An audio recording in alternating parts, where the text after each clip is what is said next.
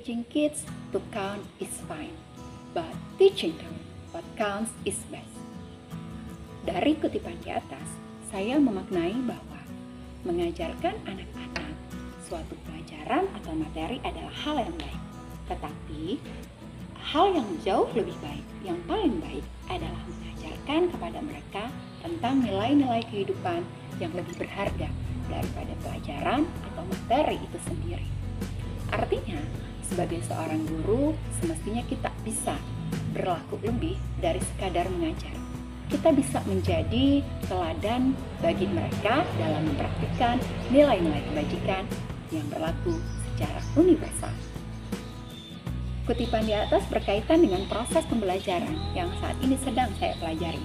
Pengambilan keputusan berbasis nilai-nilai kebajikan sebagai pemimpin, yaitu bahwa sebagai seorang guru sekaligus pemimpin pembelajaran, tugas saya yang utama adalah memberikan teladan bagi anak-anak didik saya dalam mempraktikkan nilai-nilai kebajikan, termasuk ketika harus menentukan suatu keputusan dalam proses pembelajaran maupun dalam kegiatan sehari-hari bersama mereka. Saya akan dihadapkan pada berbagai situasi yang menuntut saya untuk menentukan suatu keputusan sebagai manifestasi dari nilai dan prinsip yang selama ini saya yakini, yang ingin saya ajarkan kepada anak-anak didik saya. Nilai-nilai dan prinsip yang kita anut memiliki kontribusi terhadap pengambilan keputusan yang akan kita lakukan. Nilai dan prinsip tersebut dapat menjadi landasan dalam pikir dan tindak kita sebelum, saat, dan setelah pengambilan keputusan. Sehingga keputusan yang kelak kita ambil merupakan cerminan atau refleksi diri terhadap nilai dan prinsip yang kita yakini selama ini. Setiap keputusan yang kita buat memiliki dampak terhadap lingkungan kita, baik itu untuk cakupan yang sempit maupun akan berdampak luas, berdampak untuk jangka pendek maupun jangka panjang. Kontribusi saya dalam proses pembelajaran murid dalam pengambilan keputusan akan tampak saat saya menyajikan pembelajaran di kelas. Misalnya, ketika saya harus memutuskan pertentangan antara satu kelompok dengan kelompok lainnya, di mana ada kelompok yang telah siap dan ingin beranjak ke materi pelajaran berikutnya, sementara ada kelompok lain di kelas yang perlu waktu lebih banyak untuk mengerjakan tugas pada materi pelajaran sebelumnya.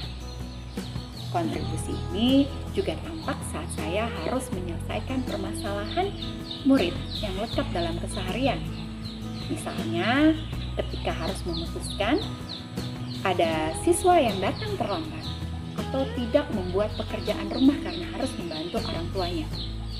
Saya harus memutuskan apakah harus bersikap A karena benar adanya ketika saya ingin menerapkan disiplin terhadap murid tersebut, ataukah saya harus memutuskan untuk bersikap B karena benar pula adanya ketika murid tersebut ingin membantu orang tuanya di rumah. Education is the art of making men ethical.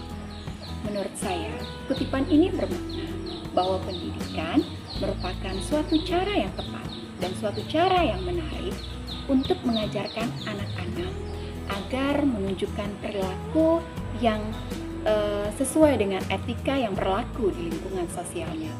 Pendidikan akan menuntunnya untuk memiliki dan menunjukkan kepribadian yang syarat dengan nilai-nilai kebajikan.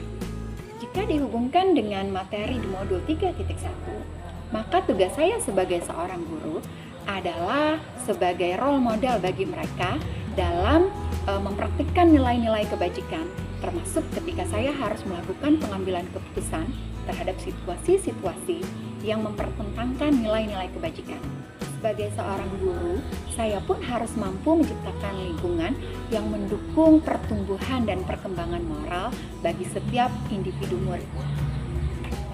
Berikut ini merupakan rangkuman materi dan koneksi antar materi dari modul 3.1 yang telah saya pelajari.